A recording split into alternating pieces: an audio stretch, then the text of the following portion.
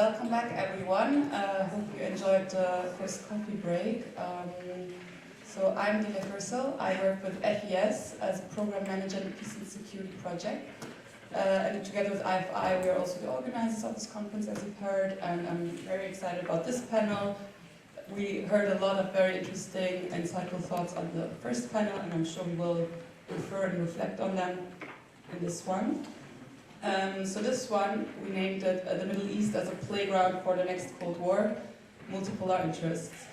And I kind of was already hinted in the last panel, different regional global actors, regional fragmentation, what is happening, where is it going, and basically what is with these multiple global crises that we're facing, what sort of fragmentations are ahead of us.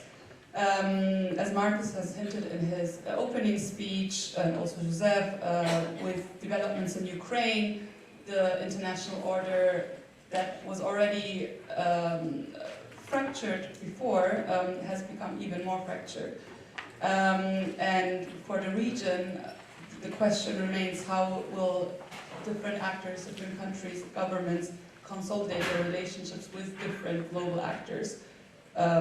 And specifically the question of Russia's and China's role next to the US in the region arises.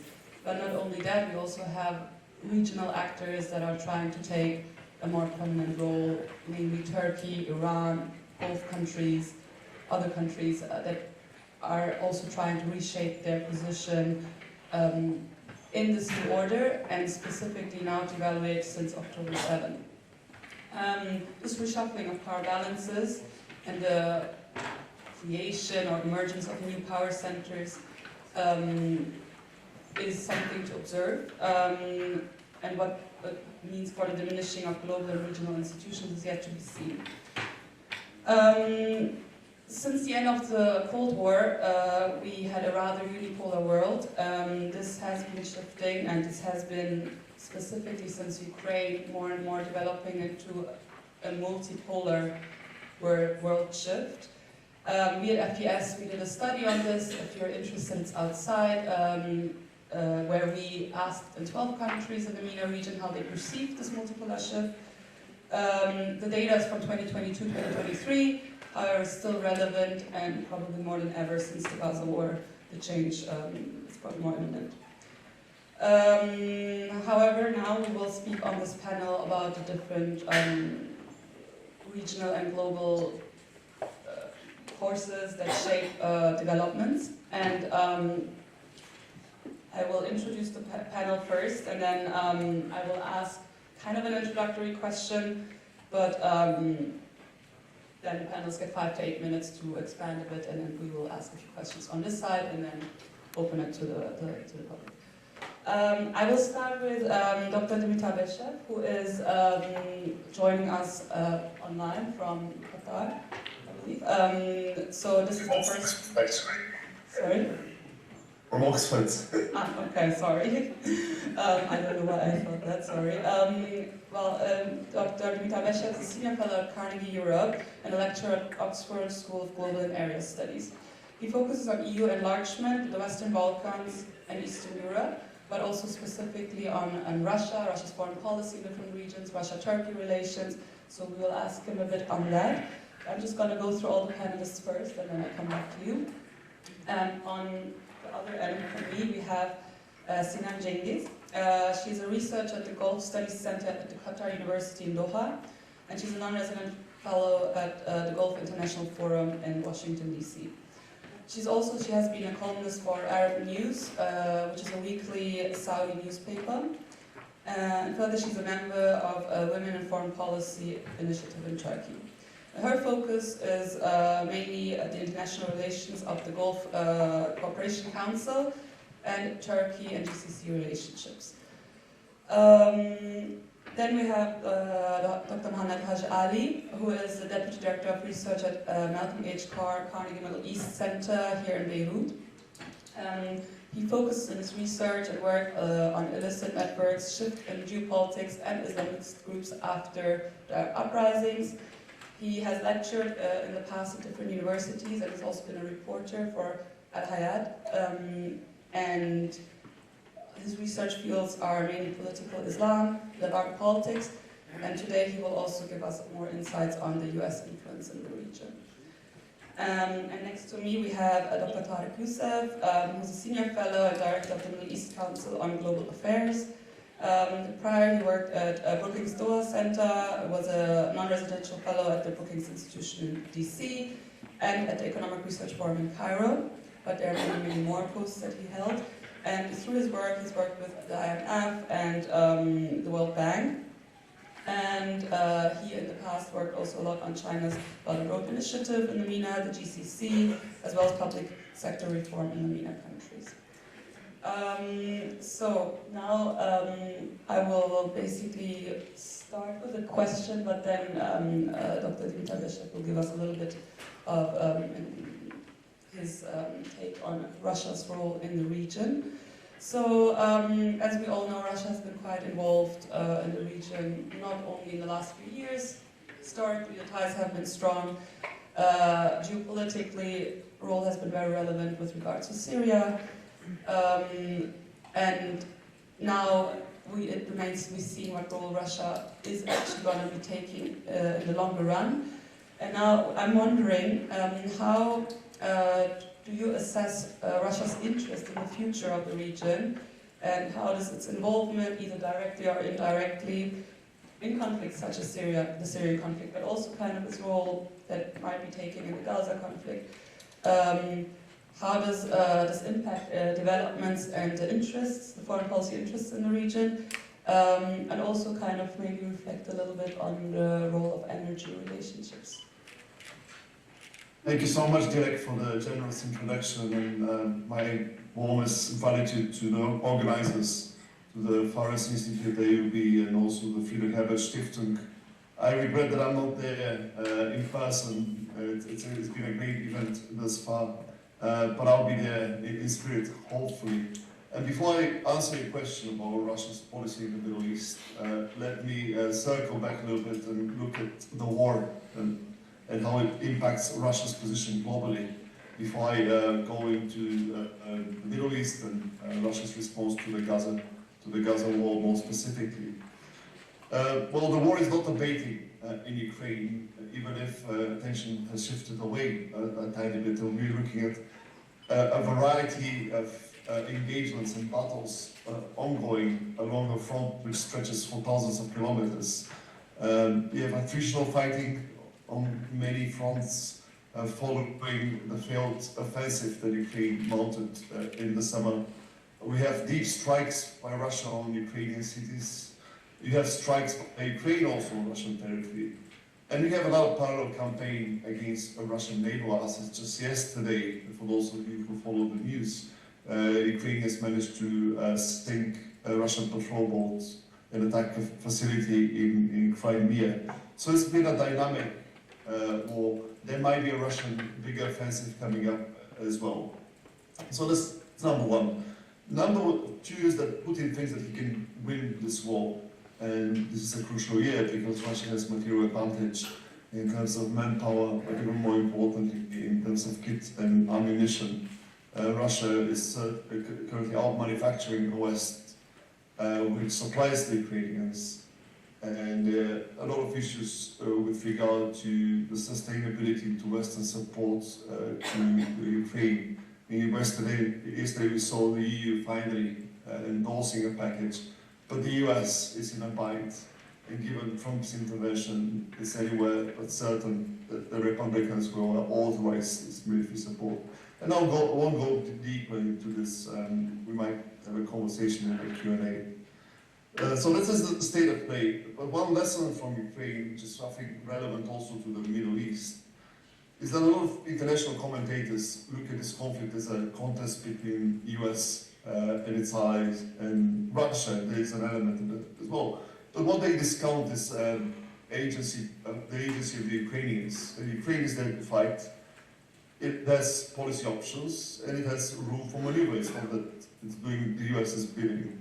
If Ukrainians didn't resist on day one, we'd have had a very different conversation. And turn to the Middle East. Again, when Gaza happened, a lot of people in the broader commentary to say, no, this is Iran attacking Israel. No, then you have local actors, you have bottom-up dynamics, you have agency, and you have Hamas as a player, and that applies to everyone else. So that's one bigger lesson for the global politics these days. It's not just about the big guys. Local players who have skin in the game, increasingly consequential. And Ukraine is not a small state. Now going back to Russia and its global standing, my second point. Well, what we learned is that Russia has a few cards to play. For one, it's not shunned by the world at large. It kept connections to many players across the world. And the best example is energy trade, how the world reacted to the energy sanctions the G7 imposed, the cap on Urals. China, India, and Turkey continue to import on a major scale Russian crude oil, and therefore bankroll Russian budget and the war effort. And now Russia is spending maybe up to 10% of its GDP on defense, and probably more if we listen to the figures. Well, its engagement with the world helps the war efforts. The world has been very opportunistic, taking advantage of the Russians. Turkey is a great case study. On the one hand, it's been helping Ukrainians and supplying the weapon systems, but on the other hand, Turkey has become a major refiner of Russian crude oil and re-exporting that back to the West. The same thing that India has been doing as well. That doesn't mean that the world at large, including the so-called global south, is with Russia. If you look at the UN General Assembly, how countries voted on the anniversary, the first anniversary of the invasion, most of them actually supported the resolution calling for the end of fighting and withdrawal of the Russian forces. And that includes all major players in the Middle East. I mean, not all, but Saudi Arabia, Israel did vote in that regard. So did Turkey. Iranians abstained, and only Syria voted against, together with the Russians. So there is not much support on the political side. But having said that, it's clear that Russia has access and has all those networks and has the economic benefits. OPEC Plus has been essential for the Russians, the arrangement to maintain the oil price in reasonable levels. And also the United Arab Emirates has become a hub for Russian businesses and exiles and anybody who wants to find a way around the sanctions these days. Probably Dubai is the place you meet lots of those guys. So Russia hasn't suffered that much globally. It has adjusted and has managed to maintain its networks and diplomatic access and to play the game, instrumentalizing the resentment that is there in the global system against the United States and portray the war as the West coming against Russia and Russia resisting. But also the world, if I can generalize, has tried to make the most of this conflict, seeing it as a regional war rather than a global contest very often.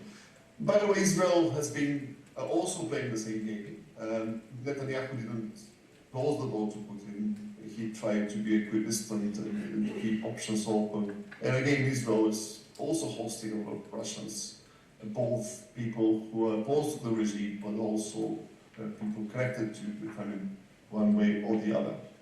Now, how does that affect Russia's standing in the Middle East, given all those interests and Russian presence?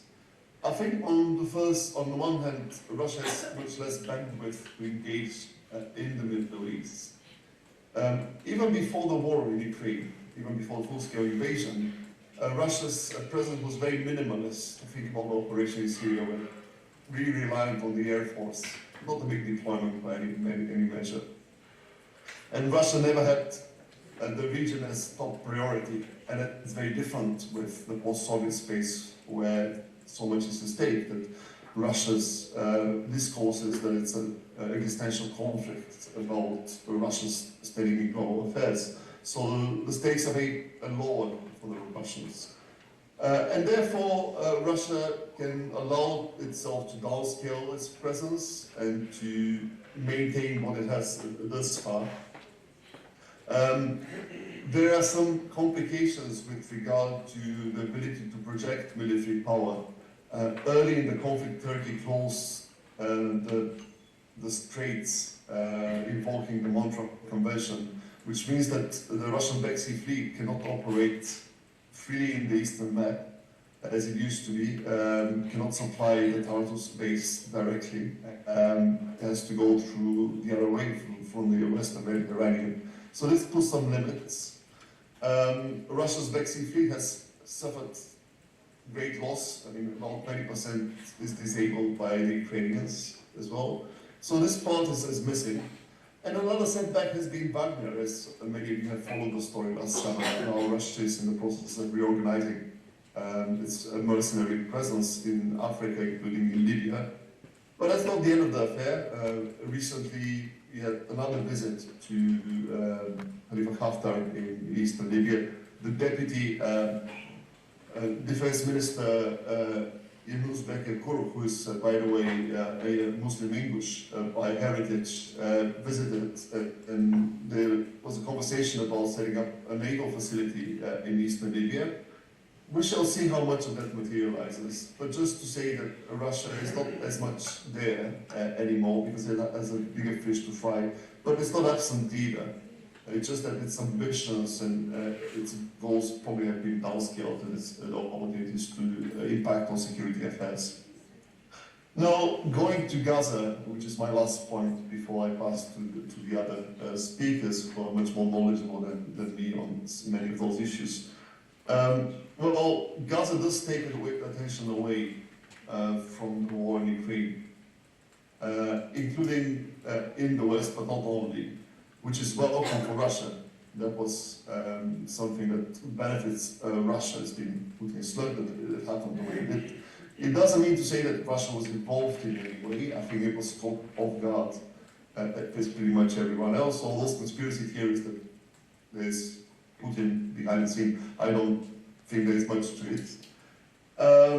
But what is not true though is this other line of discussion that Israel will consume Western military support and therefore there won't be any left for Ukraine. The type of demand for the Ukrainian military forces for ammunition is very different given the campaign they are waging or the defensive battle they are waging and the conventional warfare compared to what Israel needs.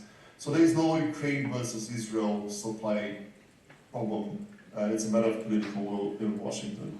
So yeah, I mean, diplomatically, symbolically, attention is shifting away, but it's not that Washington is facing a dilemma of whom to supply militarily. The other point, and I think it's a bit more consequential vis-a-vis Russia, not only with regard to Gaza, but the Middle East in general, is that because of the war, the relationship between Russia and local actors have been tipped, and because of the Ukraine war. And it's now seen in Gaza. Now, if you follow Russia's statements and behavior after October 7th, you could see that it's really much tilting in favor of the Palestinians, rhetorically, but also Russia accepting a Hamas delegation days after the onslaught. So that would have been unthinkable before Russia tried to be independent and have relationships with everyone to strike a balance between Israel and Palestinians and regional actors. So the question is, why now Russia appears to be so much more one-sided? One explanation, I guess, is trying to be as much anti-US because it's their default reaction. When you don't have a position, you try to stick it to the Americans and to blame everything on the US. But I think it has also to do with the nature of the shift in Russia-Iranian relations as well. Now, before the war, Russia could afford itself to be, maybe if not the dominant partner in this relationship, had the upper hand. Now, I think Russia is much more dependent on the Iranians than the Iranians are dependent on Russia, because Russia has been receiving important military supplies by Iran notably the Shahid drones that are key to its effort in Ukraine. Now Russia is setting up a facility to manufacture those in Russia itself, but Iran has been of great help to Russia. It has with the Russian, despite what I had to say about abstaining at the UN General Assembly. So the same applies to Russia and Saudi on oil. The same applies to Russia and Turkey when it comes again to Turkey becoming an economic lifeline for the Russians. And because of this shift in the balance, political balance, Russia has to be much more, or be seen as much more supportive of the cause and the Palestinian causes. And that's reflected in its behavior. I'm not sure at this stage what they can do materially to impact on the process of probably they'll be taking a back seat. But again, the message is that Russia might be a secondary player in the region, but it's there and it matters one way or the other. So let me stop here, and I'm looking forward to the rest of the panel. Thank you so much, Dimitar. I'm going to straight away continue with Sinem.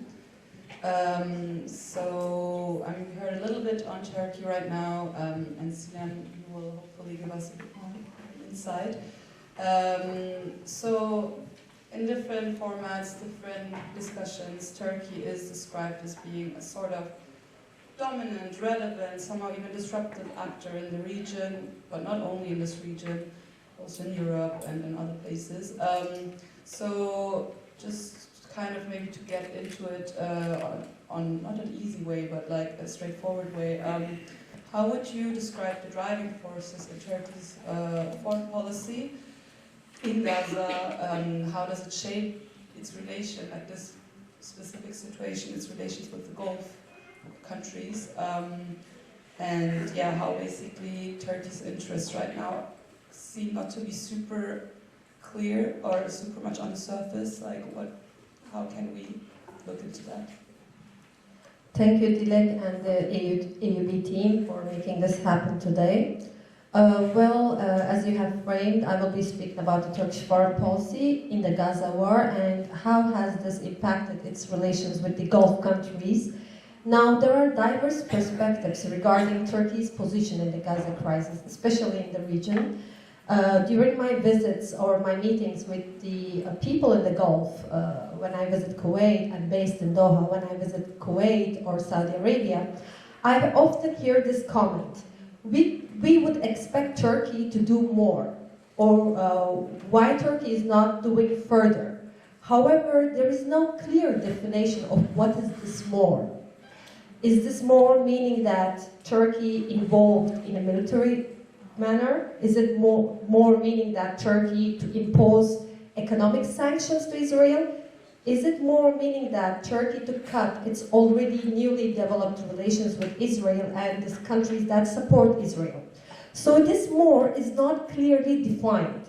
And we often, the Turkish scholars, we respond to this question saying that what would you expect Turkey to do more than your leaders do, or the regional leaders do? So there is certainly limitations for Turkey's involvement in the Gaza crisis. And here is the point where we come to Turkey's position. When we analyze Turkey's position in the Gaza crisis, we need to look into from a broader perspective. We need to take the domestic, regional, and international context into our analysis. At the regional level, we need to check how the de-escalation wave, or as we all know, the normalization era, has affected Turkey's foreign policy in the Gaza crisis.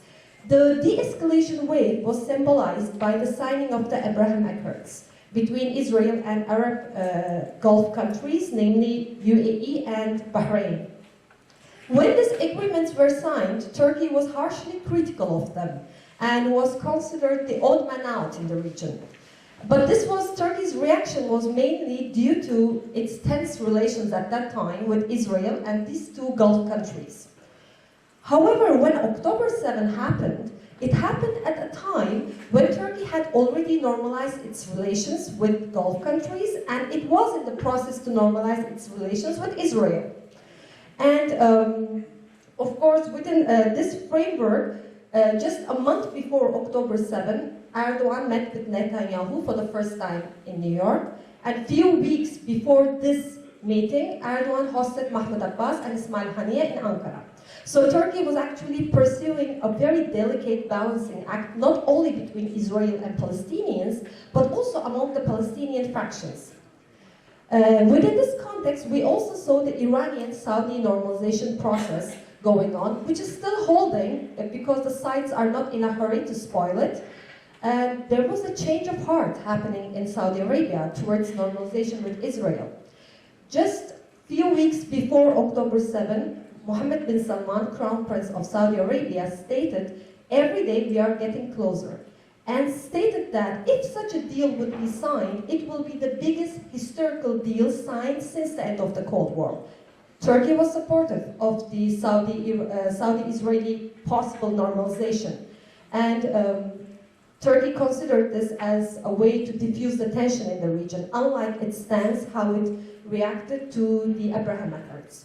So this is very much related. Turkey's position within these 2 years towards this normalization process is very much related to its normalization with Saudi Arabia, its normalization with the ongoing normalization with the other Israel and Egypt, for example.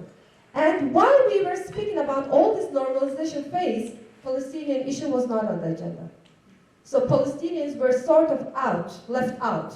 And when October 7 happened, when it popped out, regional leaders acknowledged and came to a certain point that we cannot have a sustainable regional framework unless and without a comprehensive approach to the Palestinian cause. And Turkey was fast to say that, yes, we need a comprehensive approach, and if it's necessary, we are ready to propose a guarantorship proposal. It is still, of course, this proposal is, I believe, should be really seriously considered, but there is serious limitations to this proposal.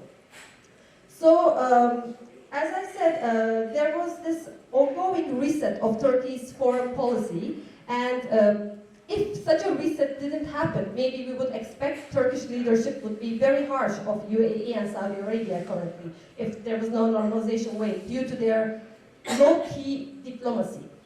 But what we see, however, in this crisis, that Turkey is totally supportive and complementing the Gulf role. Unlike the other times, it's not overshadowing or not undermining it. Basically, Turkey is supporting the Gulf Agency in the Gaza crisis.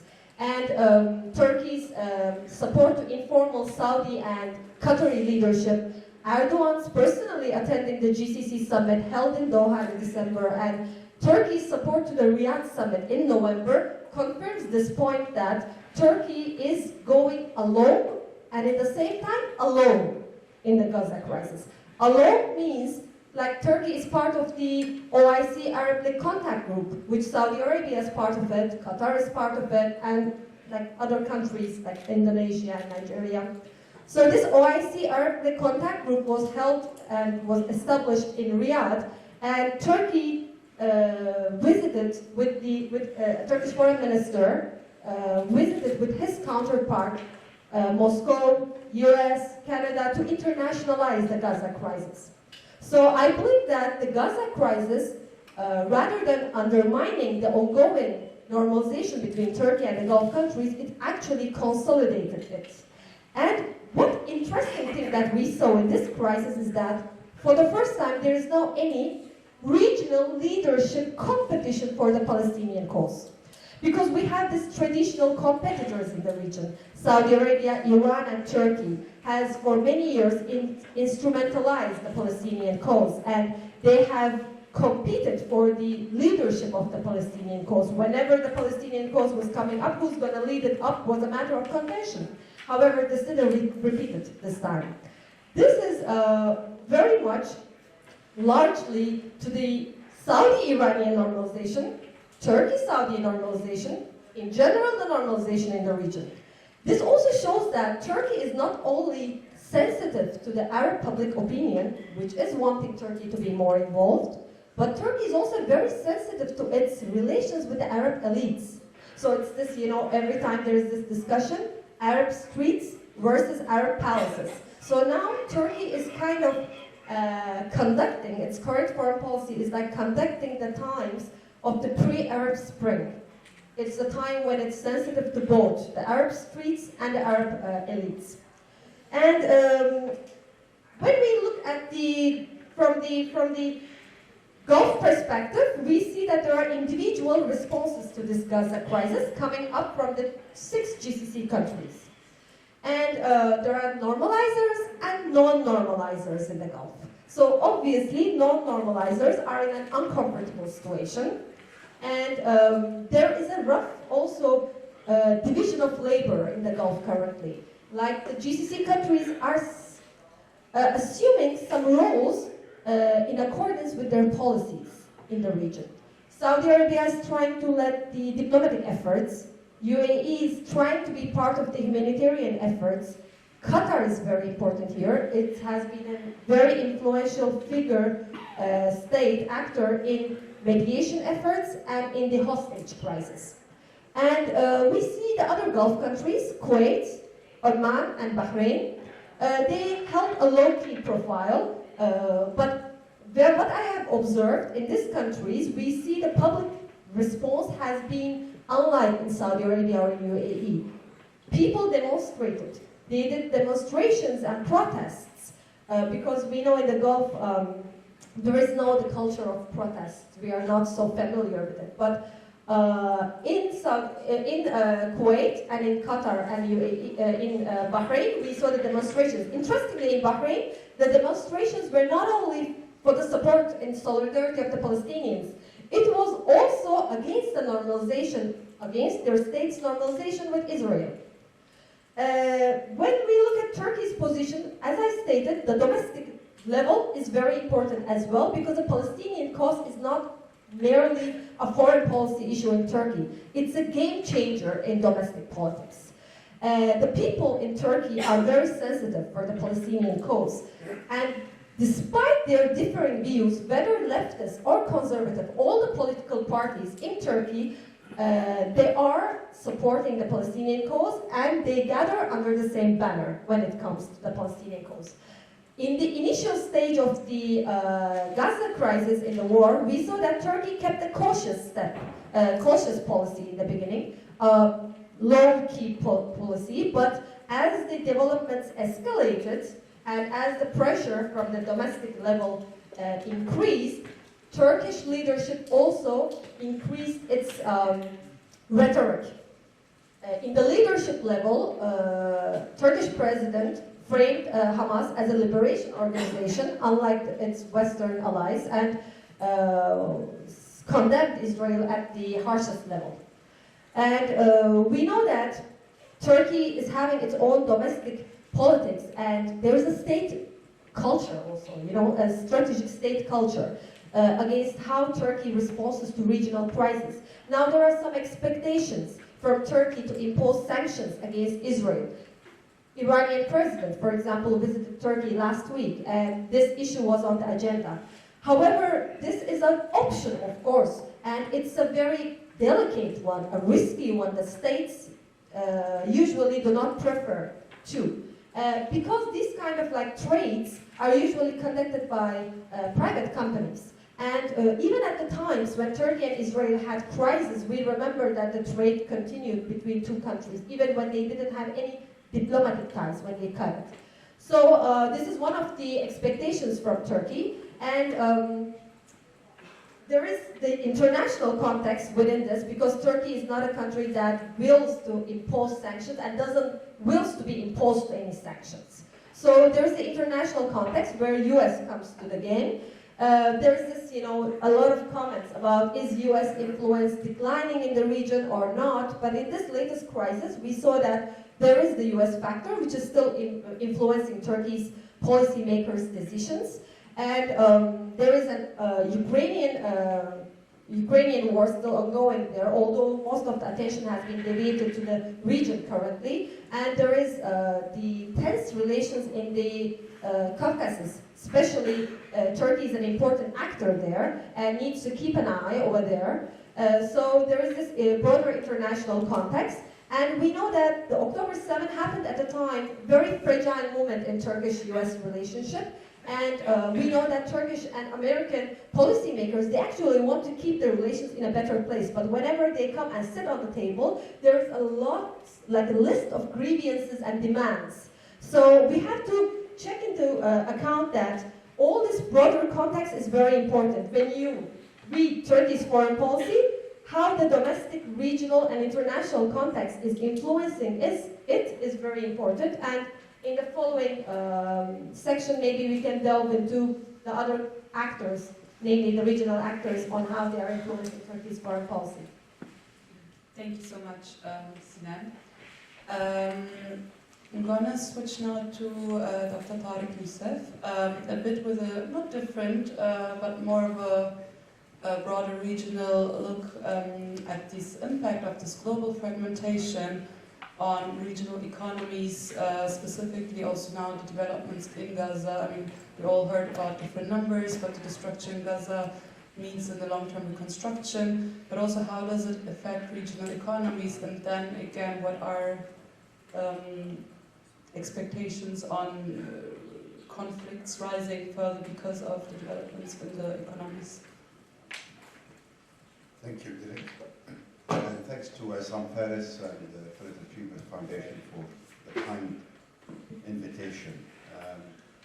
I'm not going to take too much time, but I'll divide my comments into maybe two parts, starting with perhaps linking up with what Sinan has just said, some of the things I heard in the previous panel, and then expanding on it a bit more in the context of fragmentation in general, including economic and financial fragmentation within the international system. I think Joe provoked us all at the beginning, or set the stage by bringing up the context of discussions from a year ago around the reset, the de-escalation, and the rapprochements that were taking place. As you know, Joe, I take a little bit of responsibility for pushing those ideas at the time. And while it is true that much of what was seen and observed could be described as such, we were also very cognizant of the potential flaws within the processes underway. We were cognizant of the flaws because we believed, like most people did at the time, that rapprochements, de-escalations, and resets are not goals in and of themselves. At some point, these have to lead to something. Maybe a normalization, economic, political, but hopefully, and this was, I think, an important point that maybe was not emphasized in the first panel and should be with us as we think about not just the rest of today's discussion, but the future. This should be ultimately about a regional order of some sort. If you recall the last decade was a very difficult period for the region. Collapse of the regional order, fragmentation, geopolitical rivalries, competition. So these rapprochements and de-escalations and resets were welcome, in part because we wanted to tone down the temperature. But there was no clarity as to what would come next, or what these would lead to. The other flaw, and Joe mentioned this, and I think Marcus as well, is none of the underlying issues, especially conflicts, were resolved. There was no vision, no plan, and no commitment either to do anything about it. And so you proceeded with rapprochements, resets, and you ignored potentially conflicts that could flare up, flashpoints, and you also offered no vision, or there was no vision or agreement or a consensus around one. And maybe one should not have expected a vision or a regional order to emerge. After all, the entire international system was in a state of fragmentation. Fair enough. What we began to see, however, side by side with rapprochements and reset, was a US sponsored and push and drive for a conceptualization of what this regional order would be. It wasn't announced, it was not discussed, it was not even articulated. But we saw it in initiatives that were beginning to emerge. These initiatives largely focused on two things in my view. Arab-Israeli normalization. This was the goal. We saw it in the Abraham Accords, but we saw it also in the so-called Negev Forum. We saw it in the East Mediterranean Gas Forum. We saw it in the hastily arranged Middle East Economic Corridor, which was part of the competition with China, but clearly had a strong Arab-Israeli component to it. These initiatives, maybe the wishful thinking was, will lead to some sort of a regional order with the Arabs and the Israelis at the center of it. But it will come at the expense of the Palestinians. Complete disregard of the Palestinians. The idea that the problem will solve itself over time. And maybe the Palestinians will be forgotten. It was quite fashionable at the time to say, you know what, Arab public opinion no longer cares about them. Throw them under the bus. More problematically, in my view, from the perspective of people who care about regional security, is that two important countries in the Middle East were deliberately being sidelined and ignored, if not provoked, in this process. Iran and Turkey. None of these initiatives included them, conceptualized them, or wrote for them. If anything, they were done at the expense of them, maybe with the goal of, and ultimately led to antagonizing them. But the biggest flaw, obviously, was throwing the Palestinians under the bus and imagining that somehow all of this could happen and an Arab-Israeli-centric regional order would emerge with the Iranians and the Turks outside of it and the Palestinians completely forgotten. And I think this is the starting point for thinking about October 7th. It's also the starting point for thinking about the post-Gaza war regional underpinning arrangements. Those, not only should we not and we cannot go back to the status quo ex ante, but conceptualizations of how you resolve this, how you engage with this, and how you approach it have to make those flaws in the underlying process, ignoring problems, ignoring regional powers, have to make it a part of it. In fact, much of what I said right now dovetails very nicely with what Sinan has suggested. Turkey, partly because it cares about the rapprochement and the de-escalation, and partly because it's very pro-Palestinian, is able to come closer to the region, and the region is able to embrace Turkey even more as a result of what happened on October 7th. Even tensions between Iran and Turkey, which were flaring up over time, they were contained, but they were flaring up, have now been sort of put on the back burner. The same with Iran and Saudi Arabia.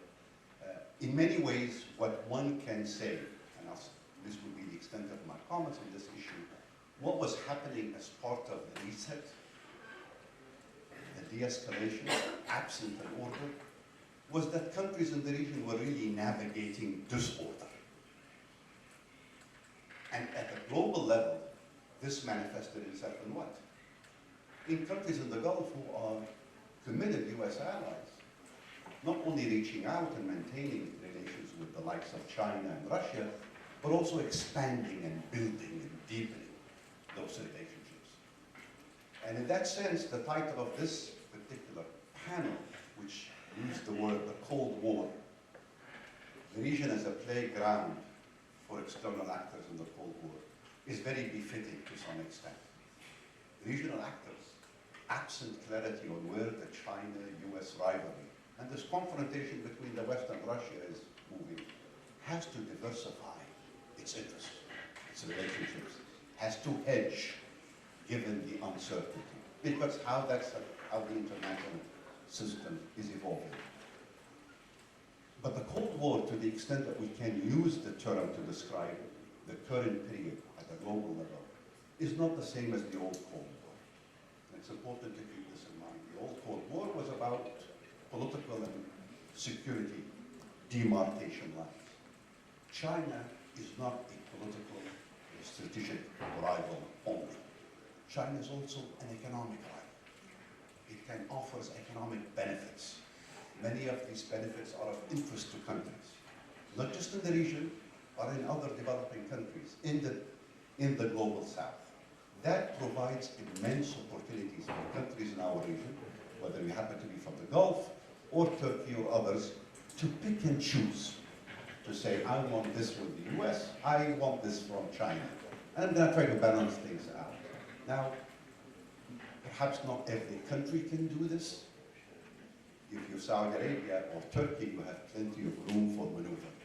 If you happen to be Lebanon or Yemen or Libya or Jordan, you may not have that room for maneuver.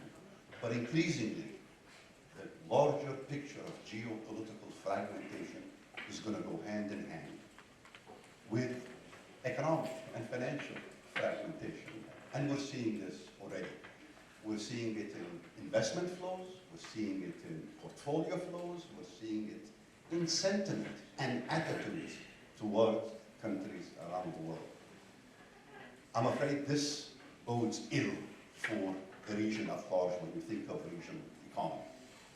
The big countries, the more diversified countries, the countries with the resources, the countries with things the world wants as part of this geopolitical competition are going to do a lot better than countries that are dependent on aid, countries that are dependent on assistance, countries that don't export, may not have minerals or important commodities that the world relies on. And this raises profound questions about the future of regional economies, the regional economic order, but maybe it is appropriate for the region to start thinking not only in terms of the regional geopolitical order, but the regional economic order as increasingly part of what has to be addressed post-October 7th as we think about the future.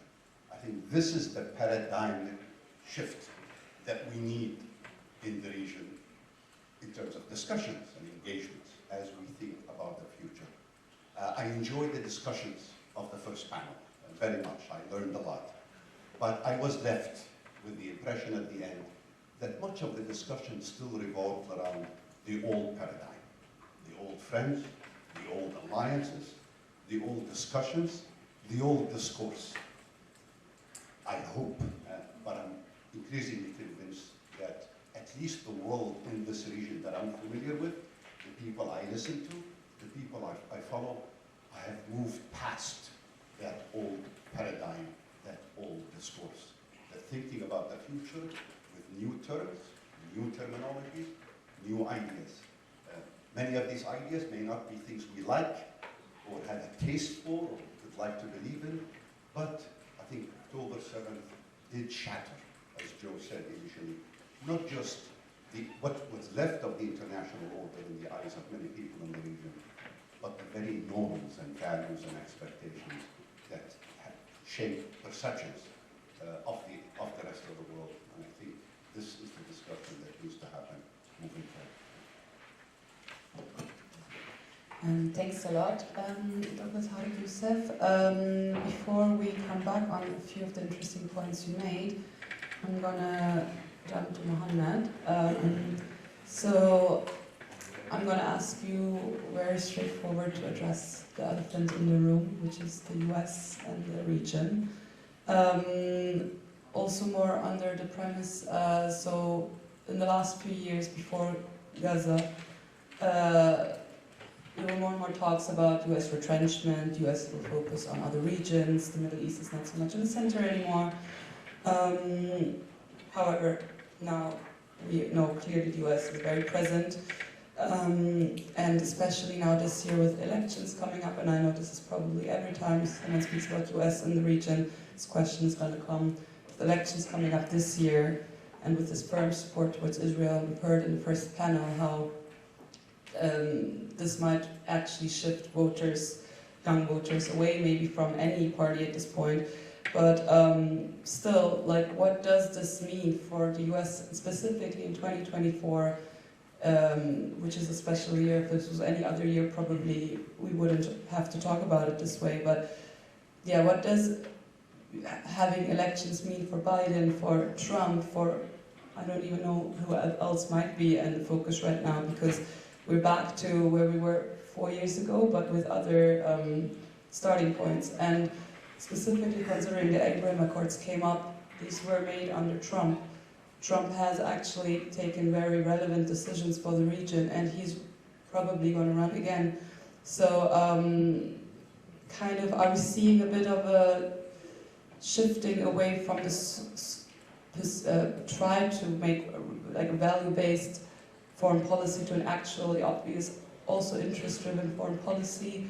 And in the long run, like what is the role of the U.S. starting here, also considering that the world is turning more multipolar than 4 years ago? Thank you for the question, and thank you to IFI, Joe, and Marcus for the invitation to speak today. And thank you for the fellow panelists for their excellent remarks at the quick start of this conversation, which I hope will fill some gaps that that Tyler mentioned and alluded to.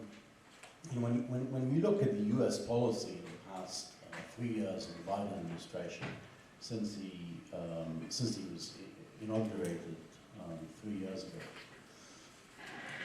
we don't see a consistent line of, we don't see a consistent strategy, we don't see a consistent policy that we can pick up on and say, this has been consistently the US policy 3 years ago, and here where we are, and we can make a kind of a full assessment of that.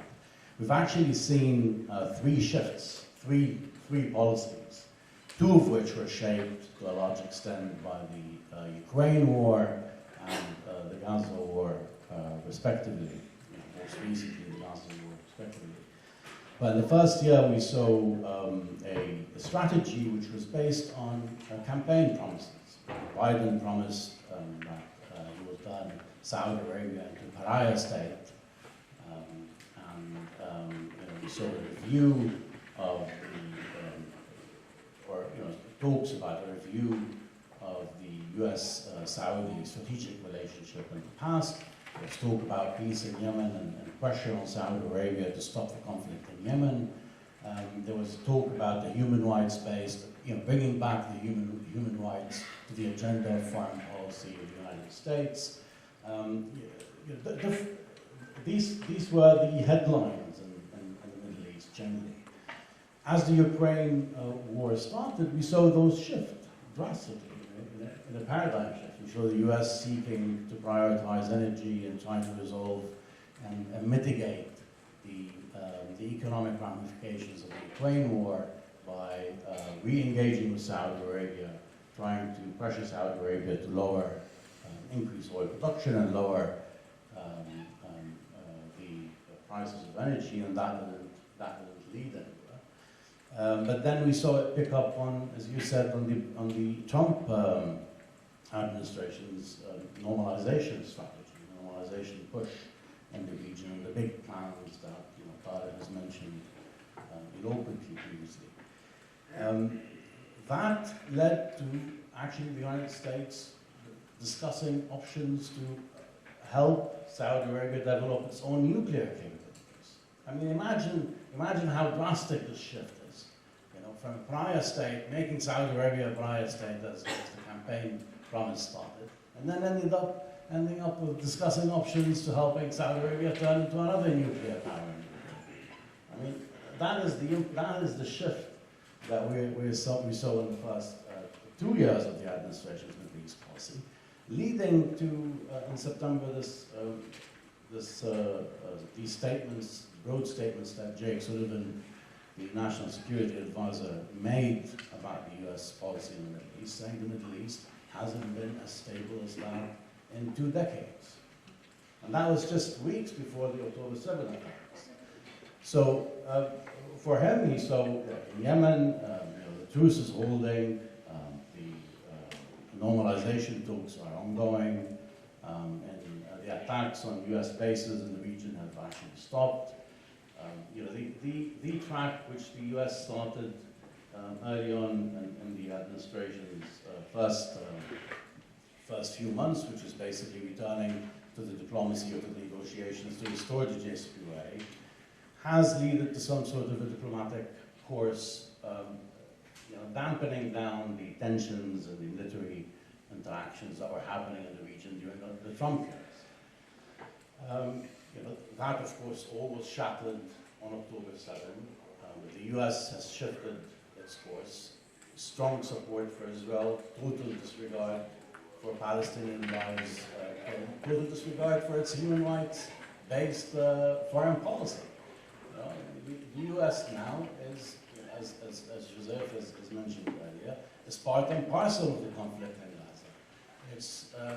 It's not a secondary actor, it's a primary actor. It's a supplier for weapons to Israel, and it's basically holding the line of no ceasefire until the goals of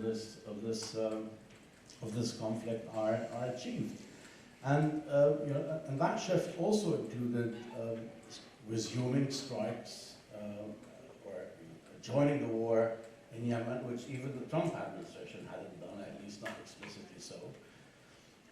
And also strikes and responding to the strikes on US bases across the region. So that shift has totally upended what the United States promised and started with 3 years ago.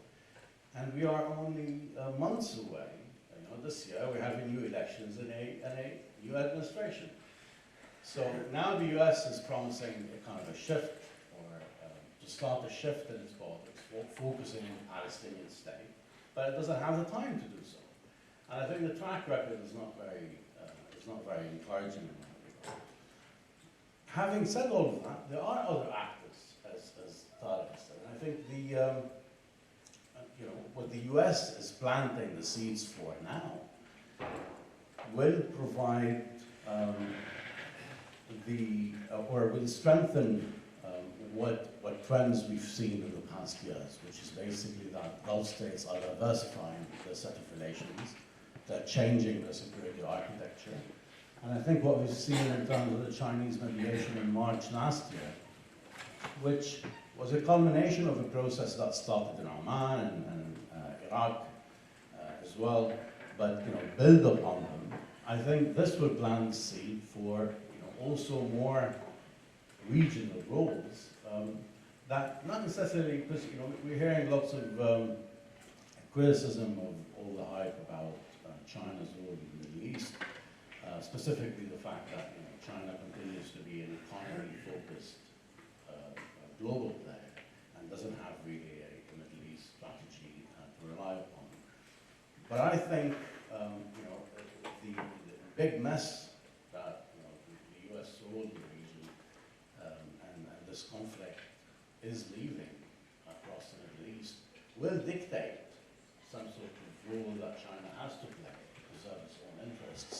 And I think that will also apply to other actors. Turkey has its own security concerns in Syria and Libya and other places, and also I think Iran's strategy, which is very clear since the Trump assassination of Qasem Soleimani, the full withdrawal of US forces in the region. Of course, it's a long-term strategy, but it's following, it's in the course of being implemented. There's now discussions of a US withdrawal in Syria, there's similar discussions in Iraq, and I think what happened on October 7 and the aftermath will pave the way for these actors regionally and internationally to play a more active role in the Middle East. I'll stop here and leave some time for discussion. All right, thank you so much. So before opening the floor, also keeping the time in mind, I will ask maybe small, maybe they're big questions, but I will ask you all to try to answer in like 1 minute. I know it's a bit limiting, but then I want to open the floor to the audience here and on Zoom to actually see also what else people want to ask.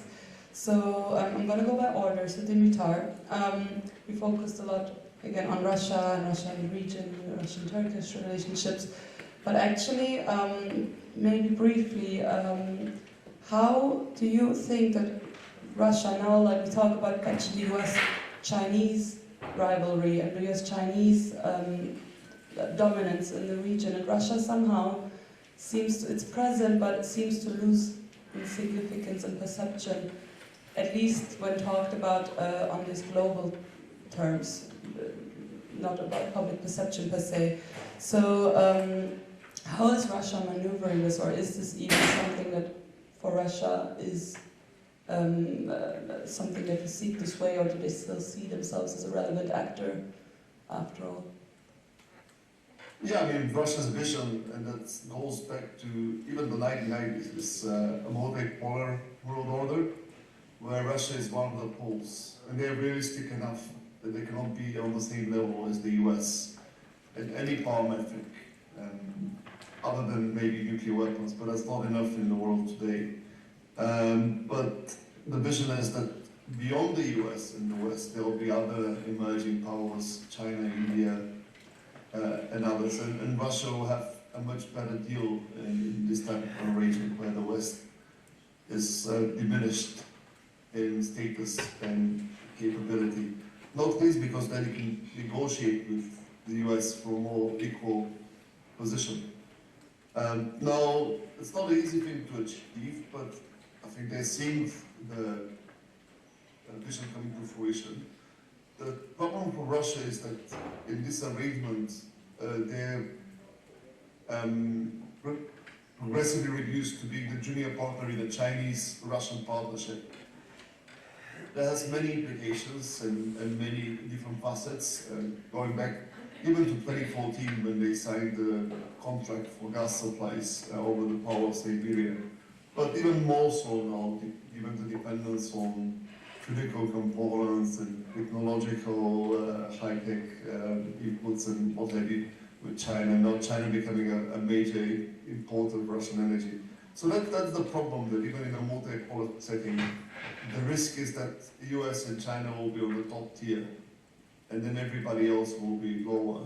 But it's not something that seems to, at least publicly, bear on Russia's calculations, because again, as in the Middle East, they need China more than China needs them, they need Iran more than the Iranians need them, and so on and so forth. So this is a very convoluted way to answer the question, but it's something along those lines. Thank you. Next question to Sinem, and I actually want to refer to something that Tarek has said. I think we've expanded a bit, also just recently have heard more about Iran's role in the region. But Tarek has highlighted that Iran and Turkey have not been considered in previous years in any form of relevance for the future of the region. So how do you see Turkey's role in shaping, like being more part of the shaping of this future as it wasn't apparently in the past? Like, what can Turkey do now that is expected from it, even as the Gulf countries? Do you want me to touch on the Iranian dimension as well? Sure. Working, by the way, I don't know if that's good. So, Turkish, when we look at the region, of course, Turkey's foreign policy is being influenced by the other actors. It cannot have an independent policy without framing of how the other actors act. Iran is a very important actor here. It's not only a neighbor, but it has a kind of a contained or manageable relationship with Iran. Because and there is this competition between Iran and Turkey on different areas, especially after the Arab Spring. This has increased. In Syria we see it, in Caucasus we see it. We see it also in Iraq, and I will come to the recent attacks of Iran in this sense. These areas are also the areas of spheres of influence of Turkey. So Iran views Turkey's potential influence in these parts that I have mentioned as a strategic threat to its own interests. So therefore, Raisi's visit was very important. Last week he came to Turkey, and it was his first visit after being elected as a president, and it was twice delayed, and this was the third time that it happened. So it was very timely, because it just came after a week Iran had attacks to Erbil, to Idlib, to Pakistan. Now, when we look at the Astana peace process was very instrumental actually. It didn't bring any peace to Syria, as all of us will agree on, but it drew the lines and it drew the areas of interest of Russia, Turkey, and Iran that they won't confront in a way, because there were the times, and we all remember that with Iran, Turkey came to a certain point, with Russia it came to a certain point, Turkey shut down a Russian plane, and we know the story, how it developed later. So, Astana peace process was very instrumental, and when Raisi visited Turkey, there was a 22nd round of the Astana peace process taking place with the deputy foreign ministers there, because the country's foreign ministers were involved in other talks. So I think there is kind of a, as Turkey's relations with Russia, there's kind of a compartmentalization. What we mean by compartmentalization is that they are trying to separate the strategic, political, economic affairs from their areas of confrontation. And that's why the Western policymakers actually need to develop an understanding of how the Russian and Turkish relations are moving ahead, how Turkish and Iranian relations are moving ahead. There is this dynamic of compartmentalization. It's very instrumental, and we also saw that Turkey did not actually harshly criticize Iranian attacks, although it was a very sensitive point, and Erbil as well, and Pakistan as well, actually, because I just recently wrote an article that Turkey is developing closer military ties with Pakistan and Saudi Arabia. There is this trilateral military cooperation going ahead in the recent months. So Turkey was very cautious. It didn't mention anything, but I guess Turkey's actions are like more, actions are more than words. Because Turkey's military chief visited Erbil right after all this. And Turkey had conducted again military, patrolling in Idlib, and so Turkey is showing its kind of presence to Iran, not with words, with actions. So how Turkey can consolidate, or how Turkey can counter these forces, are mostly depending on its strategies. With Saudi Arabia, it's a very different path. Turkey deals with each GCC country in a very different path. Now, there's always this misleading understanding that Turkey is having a united, monolithic approach towards the GCC, and this was why a lot of policies failed. Because every GCC country is having its own regional and domestic agendas. And you can see this from how they approached Turkey. When the Arab Spring happened, Qatar became a strategic ally, while the others confronted Turkey, while Kuwait and Oman remained neutral. In order to understand their policies, you cannot just look at the leadership level. You have to look also what's happening in these countries, the dynamics inside it. And also in Israel, how they approach, the way how they approach to non-Arab countries is very important here, also to Iran. With Iran, Kuwait is approaching in a different manner, while Saudi Arabia is considering it as an existential threat. So Turkey is having a different policy, and this is based on its agendas and interests with Iran, with Gulf countries, with global powers, with US and Russia, and this is mostly, I would say, Turkey is a pragmatic actor.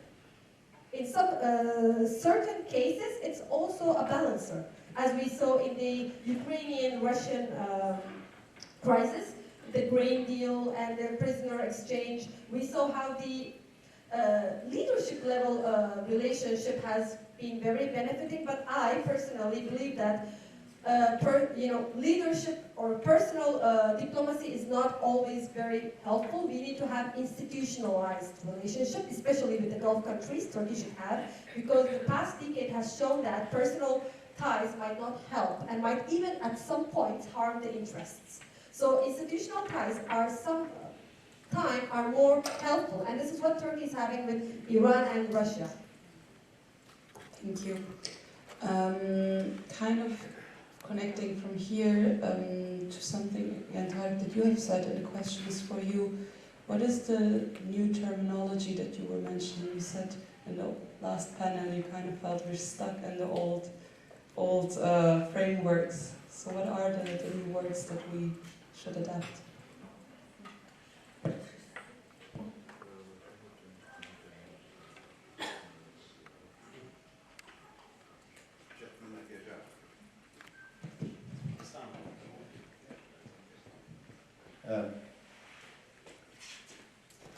I'm too old to respond to this question on a live stream.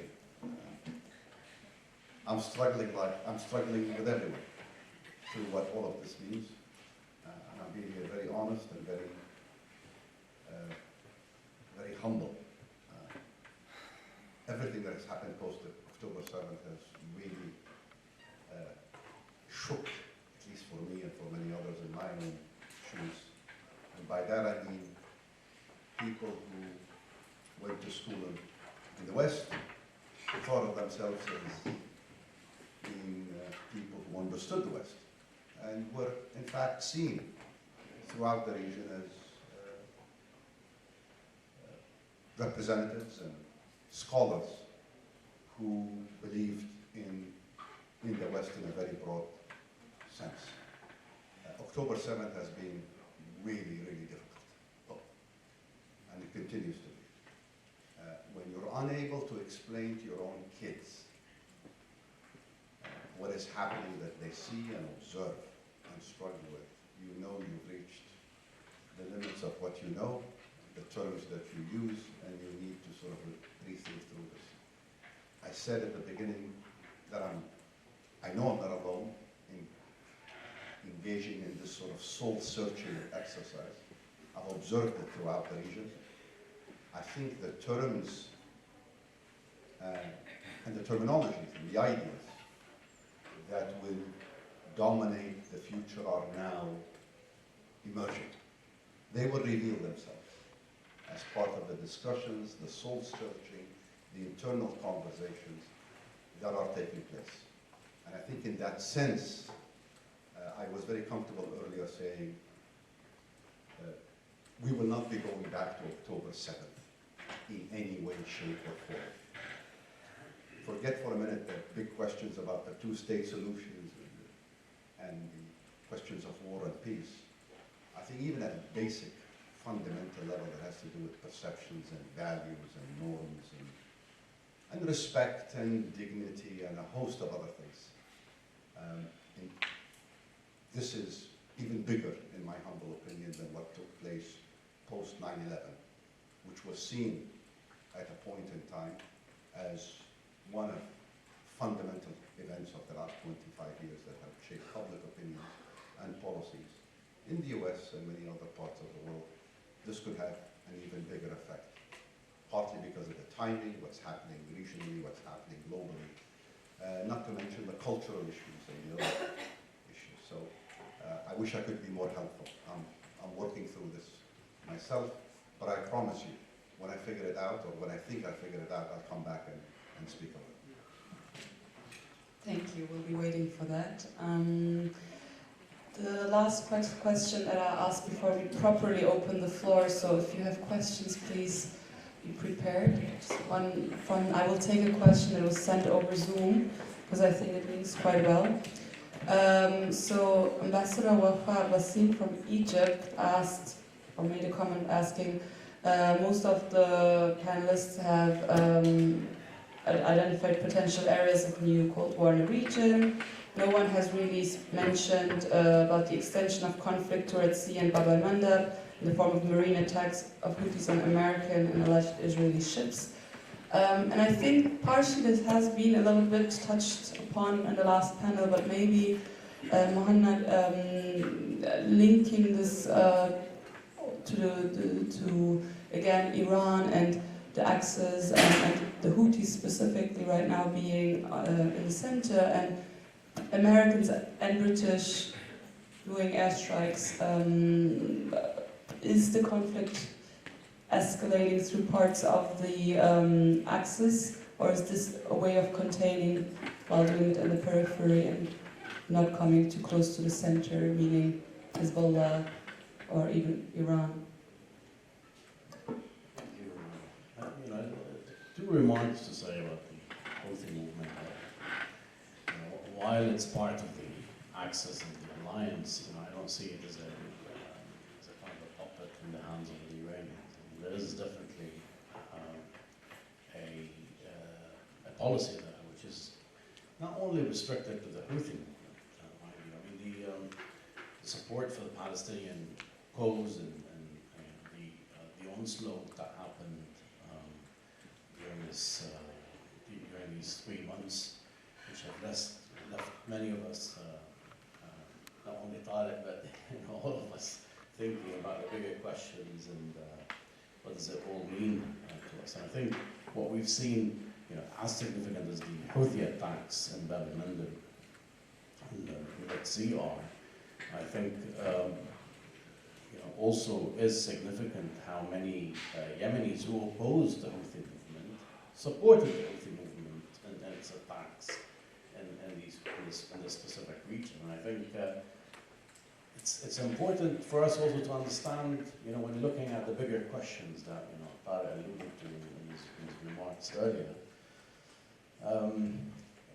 What does it mean when we have a region which is charged in its support for the Palestinian cause on one hand, and then regimes who are doing real politics and engaging in that, and Western powers who have complete disregard to Palestinian lives killed. I mean, we're talking about dozens of thousands of civilians murdered, entire neighborhoods razed, and while Western intellectuals, including liberals, when they speak about the Hamas October 7th time, they speak about the onslaught. They have many adjectives to throw in, and perhaps in many of their descriptions they're correct. But then when it comes to the Palestinians and what happened after October 7th and the complete destruction, they have utter disregard to all of that. And I think as we look at the geopolitics of the region and the bigger questions, we also have to think about the nature of politics in the region. The opposition forces, the fact that this is a region which has seen major uprisings, waves of uprisings, which had profound impact on the geopolitics and the IR of the Middle East to a large extent. And as we look ahead and we think about what kind of formative period we are in, and I think we are in a significantly formative period, we have to think about the impact of these past few months and looking ahead in the region. So when going back to the question on the Houthi movement and what is to expect, even if there's a ceasefire of some sorts, ahead, which looks to be the case in the next week or two, a long ceasefire, I think we will see these tensions ease. But then many of these questions will remain. Is this a united front? Will it remain as such? What if the West Bank flares up? This is another ticking bomb which is awaiting us in the region. I mean, the West Bank is seeing settler attacks, is seeing rising Palestinian discontent with both the Palestinian Authority and also Israeli occupation. And with it is the whole Arab region, which is looking and seeing the Western powers pay some lip service to the Palestinian cause for elections processes. We were talking about, for instance, the Biden administration speaking about some sanctions on settlers, while doing nothing to stop what's happening in the West Bank. I think all of these questions will stay with us, even after the Yemen attacks end. I think Yemen has an example in front of us which showcases where the region is, and as we look and ponder about the big questions that we have no answer to. Thank you. I want to open the floor now. Can I just get an idea of how many questions are there? Okay. Start with Joseph, and then we come here. We'll connect 3 questions, and then we do another round. Thank you very much. I wanted to ask a question to Sinan, maybe to expand on the relationship between Turkey and Israel, because I agree with you regarding the domestic feelings in favor of the Palestinian cause, but we've seen also economic relations expand even during Erdogan's rule, and even the minister said we will not prevent Turkish private economic companies to deal with Israel even after the 7th of October. And there's also the issue of Azerbaijan, Turkish and Israelis, participating in another massacre, Karabakh, Armenia, etc. So yeah, could you expand a bit like this? And also, despite, and we're kind of used to Erdogan's very much rhetoric, etc., but on a clear policy regarding Israel, it's quite, nearly not as business continue, but I'm not saying fundamental changes.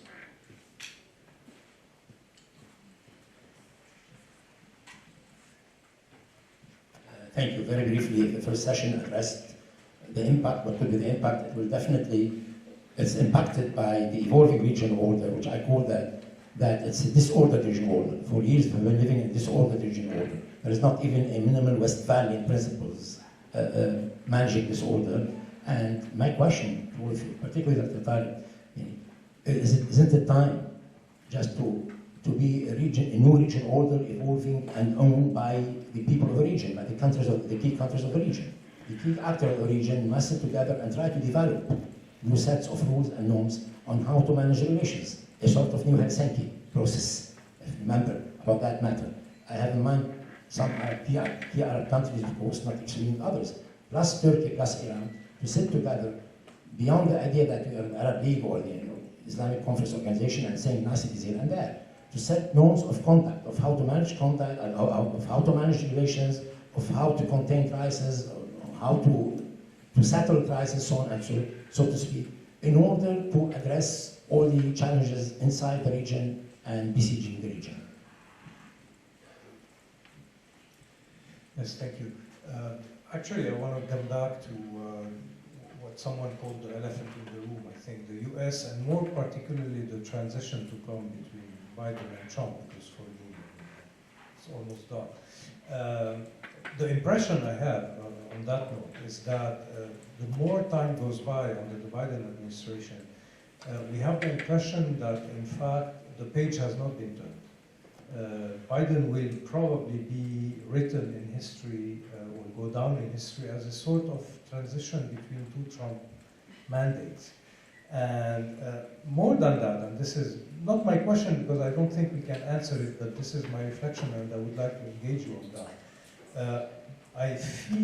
Everything we feel from Ukraine to the Middle East is that almost all actors that are dissatisfied with the world order are not only preparing for the return of Trump, but paving the way for the return of Trump. Be it Russia, be it Iran, be it Hamas, be it Netanyahu, be it maybe MBS, be it all of these would be much better off in a world where Trump is president. Now, what is the world in which Trump is president is still unknown, because he never defined it, maybe for lack of time, or for lack of interest, or for lack of intellectual ability, I don't know. But what I know is that this is the case. I mean, everybody is preparing and sometimes wishing for that. And everybody is and maybe this is one element of the paradigm shift that you are calling us all to work on. And maybe the next BSD will be a reflection on this new paradigm shift, is that we are back, in fact, to a very, since you mentioned Westphalia, to a very Hobbesian world, in fact, where norms are very relative, if existent, and where, after all, it's really a realpolitik in the 19th century sense of the term. So I don't know how the Middle East and the Gaza and the post-Gaza Middle East could look like in such a world. Thank you. Maybe start with Sinem, and then we take the other questions. Thank you for your question. So, I didn't delve into the Turkish-Israeli relations indeed. Well, it's one of the most interesting relations in the region, and the trajectories, of course, Turkey was one of the first countries to recognize Israel when it was established, and since then they had strategic cooperation in the region. in 1990s especially, we saw this cooperation against the Syria, Iraq, and Iran. So Turkey was perceiving threats from its neighbors, and mostly of them were terrorism-related threats. So Israel was a very important ally at that time. Especially, I remember, if I'm not wrong, in 1996, there was a military cooperation agreement signed between Turkey and Israel, and it raised the eyebrows in the old Arab world. And at that time, the Gulf countries decided to side by Syria, and they signed a Damascus Declaration. And this was against Turkey, but at the same time it was against Israel. It was as a response to what has been going on between Turkey and Israel in the region. So then Turkey's relations normalized with Syria, and everything went on track, and Turkey started to have a new relationship with the Arab countries in the region. This was what it coincided as Turkey's relations started to deteriorate with Israel. The trajectory started with Davos, and then the Mavi Marmara incident, and so on. So we had a long decade of tension between two countries in the region. But US was very instrumental in having this deal, normalizing relations between Turkey and Israel lately. And it was, when considered to other normalizations, Turkey's other normalizations, it didn't move so rapidly. Because there is this Netanyahu factor in Israel. When Turkey, even in this crisis, criticizing Israel, it's not criticizing the Israel or the Israeli states, but Netanyahu in specific, because the problem lies over there. So Turkey has a state response, state-to-state relationship, as it has with all the countries. This is a state culture, and Turkey looks beyond post-Netanyahu. And if one day this war ends, we cannot see in the near future, but if it ends, Turkey of course wants to be an important actor in the construction, in the humanitarian aid, and in a possible order that is coming out in the region. So as the Israeli-Azerbaijani case, you are touching about the Caucasus. So it's a very different region. And when Turkey had been very supportive of Azerbaijan, of course, not much focus was there on Israeli support to Azerbaijan. Most of the reports were focusing on Turkey's support. But there is, of course, an ongoing Israeli and Azerbaijani ties, and this is very much should be framed within the framework of Israeli-Iranian tension, because Iran is having support to Armenia, and Israel is obviously having support to Azerbaijan. So it's not within the Turkey context here, but within the Israeli-Iranian context.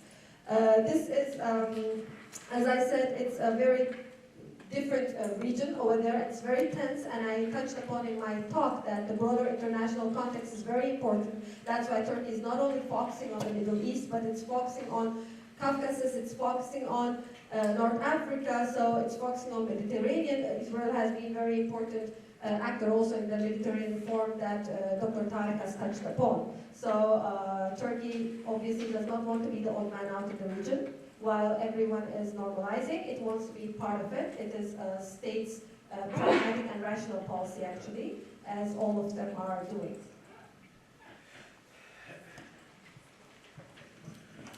I don't know who wants to. Yes. Yeah, I just wanted to just one. Of course, we don't. It's quite difficult to assess from now what the U.S. elections results will be, and what kind of Trump at least policy we will see, and whether we'll see a return to Jared Kushner in the next phase. I think these are quite difficult to assess from now. But looking, if we zoom out and we look at the Obama administration in the Middle East, the Trump administration, and now the Biden administration, I think what's consistent when we zoom out and we look at their respective policies in the region is how there's this attrition of U.S. credibility and capital across these three different administrations. Trump's maximum pressure campaign on Iran, annulling moving out of the JCPOA, undermining all the policy policies that the Obama administration did in the Middle East had an impact on, I think, the ability of the US to conduct policy in a very consistent way. And when we look at the region and we look at the major players who are diversifying their relations and diversifying their alliances and their building their security architecture, I think when they look at what the Trump administration did with the former administration, and then look at the three different Bidens in the Middle East, and they look at this inconsistency, I think this has an attrition effect on U.S. ability to formulate a coherent long-term strategy, and for the players in the region to take it seriously as such. And I think that's important as we consider what will happen in the next administration, whether the Biden administration was really kind of a transition between two Trump administrations, or was it really playing the same role that Trump did when it comes to his predecessor. And I think if Trump comes back with a new great Middle East plan, he'll find a different Middle East. Saudi Arabia will not jump on the bandwagon as easily because of October 7. I think that had a seismic effect on thinking and on strategy. Secondly, what would be the aim of any maximum pressure campaign on Iran? Iran has already crossed the nuclear threshold. It's just a political decision to become a nuclear armed state.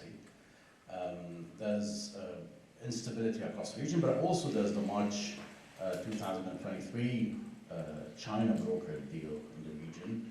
There's a Saudi Iranian rapprochement.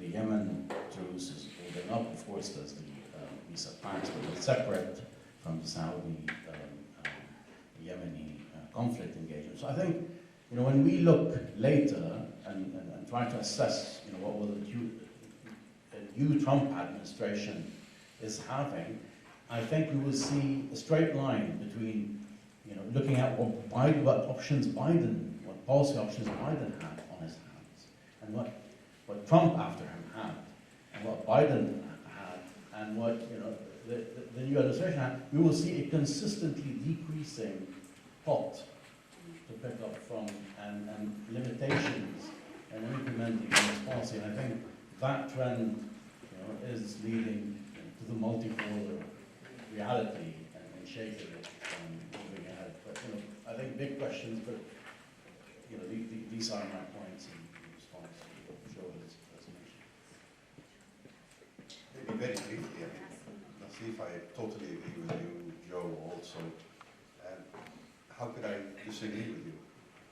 It's an invitation for the region to take ownership of its own issues, of its concerns, of its struggles. And maybe that will happen. Certainly, the opportunity is there. The demand, so to speak, forgive me for being the economist sometimes, the vacuum of ideas at the moment will not last for a long time before somebody else fills it up, occupies it. This is an invitation and opportunity for intellectuals, for think tanks, Islam Paris and others, to help shape, develop, facilitate the kind of discussions and debates that will hopefully lead to the emergence of ideas or initiatives and activities that will help to rebuild the house from within. I think we can all agree and admit the last 10 years were a very difficult period in the region, intellectually and ideologically. A decade after the Arab Spring, we all felt the scars. We felt exhausted. Islam versus democracy, Arab Spring versus autocracy. The region reached a point where these debates became no longer interesting, very dysfunctional, and a sense of exhaustion set in. Now would be the time to, in fact, come back as intellectuals, as think tanks, colleagues and friends and everyone. And I mean it here, and I meant it earlier when I said this is a role that not just the current crop of intellectuals and leaders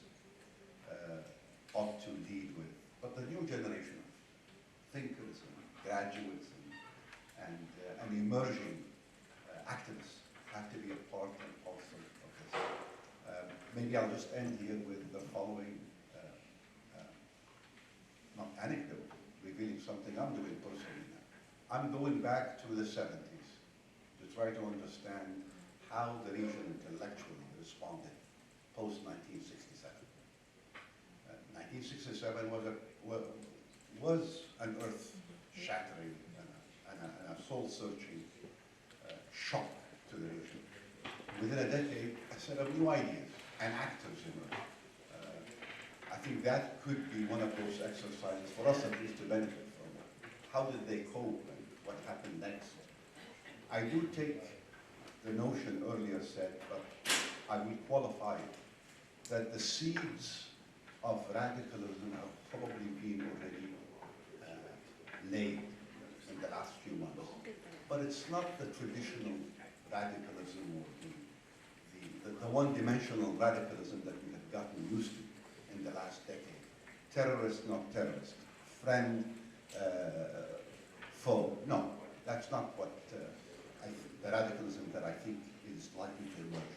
It's radicalism in terms of thinking, positioning, demanding, a sense of ambition of what we want from ourselves and what we want from the region.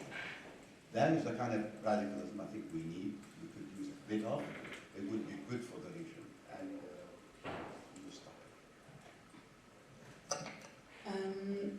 Let's take one last round of questions and finish up the panel so we can all go to lunch. I know there was a question up there, Bob.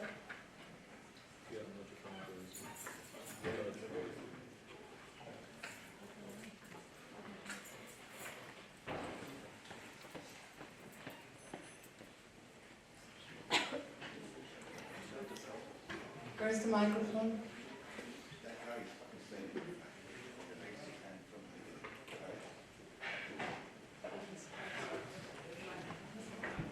Thank you. Hi, Bob Curry, Syria Project Manager, FES. My question is for Dr. Tori. I know we've been dwelling on this idea a lot, but I just want to take it up a notch. And I'm going to be a bit annoyed with my question.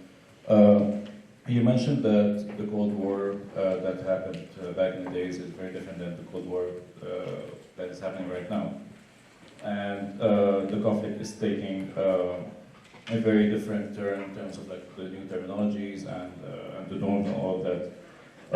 My question is, since the World War I and the colonizer, they drew the map in a certain way that some say we're doomed to have conflict in the region for a long time.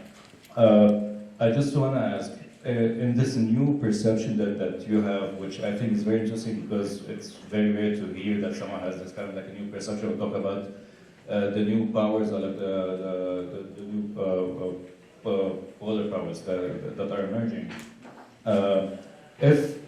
Everyone is saying that everyone's trying to de-escalate. If an escalation actually happened, are there kind of indicators that are set to see, okay, an escalation is coming, and if it happened, what kind of shape in this new lens that you have can we see that escalation happening?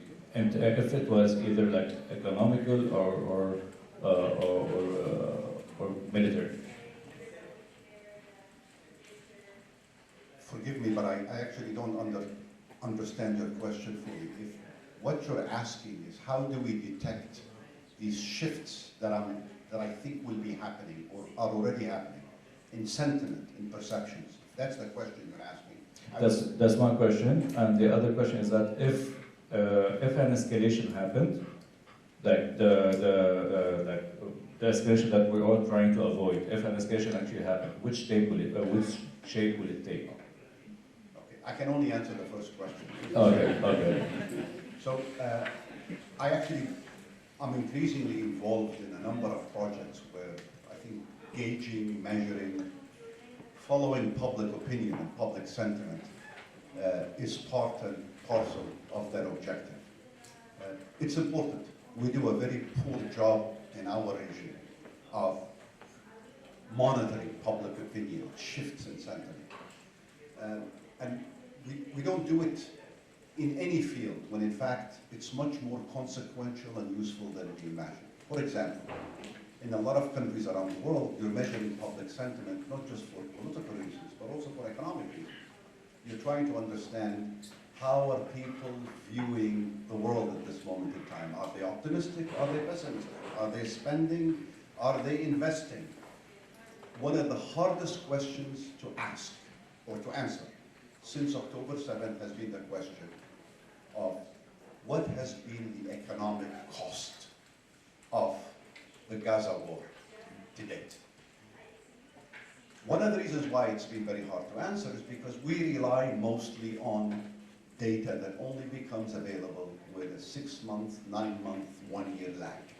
So we will only know the answer to this question at the end of 2024, which is incredibly problematic and very depressing. Sentiment data, public sentiment data, to the extent that you can measure it scientifically, objectively, ought to give you some early indications about where things are moving. So we need to do that. In the political sphere, we need to do that. We're starting to get some data. Some of the data is actually quite revealing. Many of you may have seen the study published by Amani Jamal and Michael Robbins, who were polling Tunisians in the first 30 or 40 days of the war in Gaza. They were actually in the field surveying Tunisians every day, questions about the war. Some of the things they found, this is Tunisia.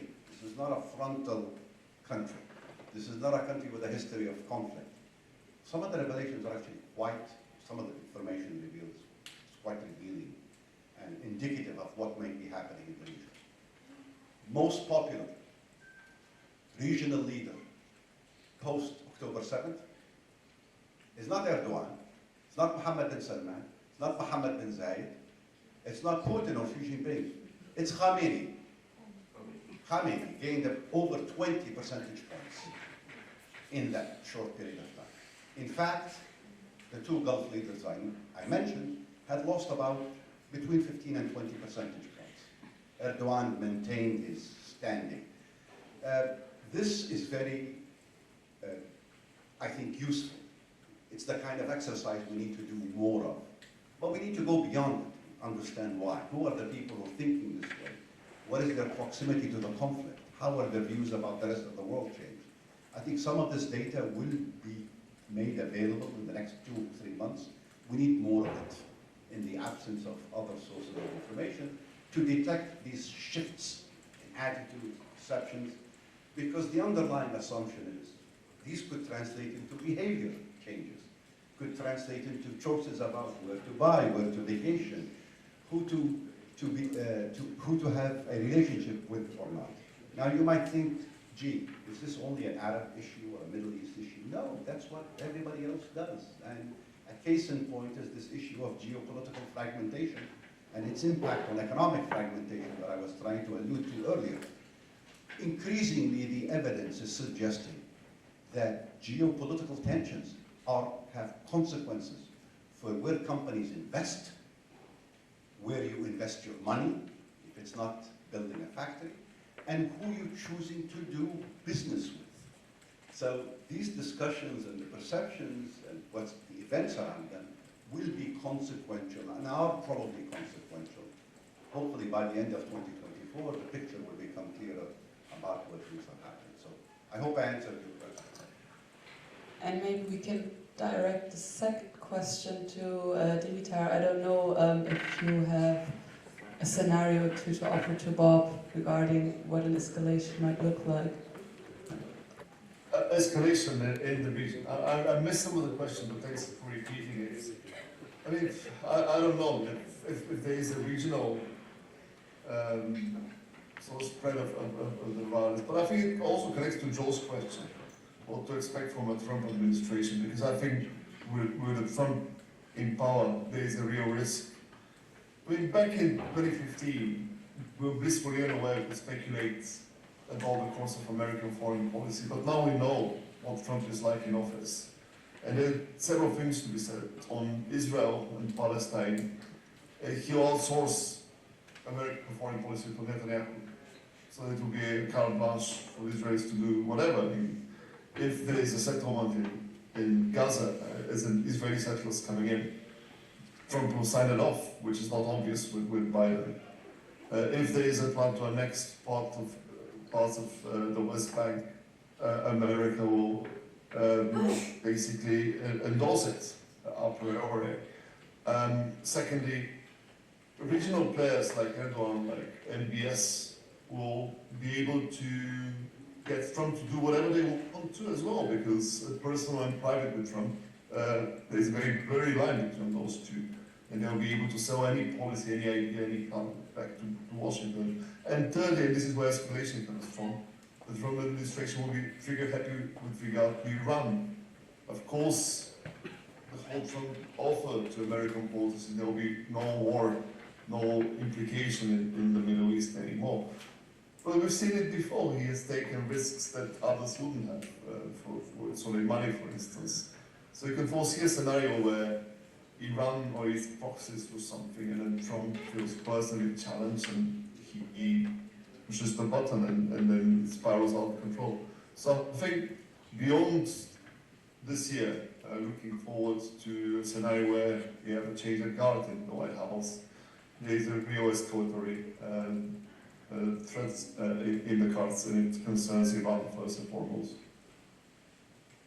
Thank you so much.